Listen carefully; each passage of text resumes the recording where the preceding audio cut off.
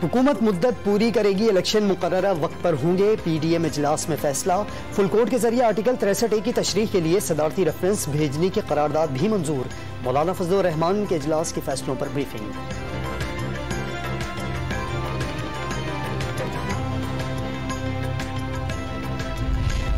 मरियम नवाज का deputy speaker ruling case में अदालती फैसले पर एतराज।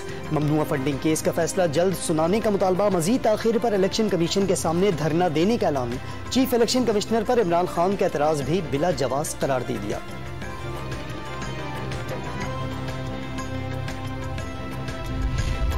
शुजात हुसैन की दिमागी सेहत दुरुस्त नहीं, काफली की मरकजी मजलिस आमला में करारदाद मंजूर। चौधरी शुजात को बतौर पार्टी सदर हटाने का ऐलान। सेक्रेटरी जनरल तारिक बशीर चीमा को भी फारिग किया जाएगा। मुहर्रम के बाद नया पार्टी सदर और सेक्रेटरी जनरल मुंतखब किया जाएगा। इजलास में फैसला।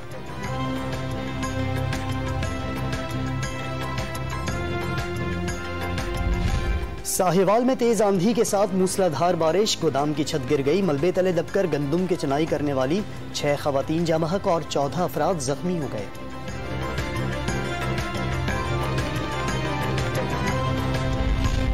महकमा दाखिला पंजाब ने मुहर्रमुल हराम में दफा 144 नाफिज कर दी। लाइसेंस समेत हर किस्म के असलहे की नुमाइश पर पाबंदी। जुलूस के रास्तों पर कंस्ट्रक्शन की भी इजाजत नहीं। 9 और 10 मुहर्रम को डबल सवारी पर पाबंदी आयद। नोटिफिकेशन जारी कर दिया गया।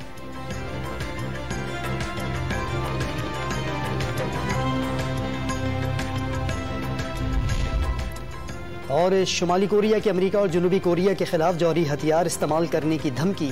मुमकिना फौजी तनाज़े पर जौहरी हथियार इस्तेमाल करने से गुरेज नहीं करेंगे। सरबराह किम जोंग उन का ऐलान।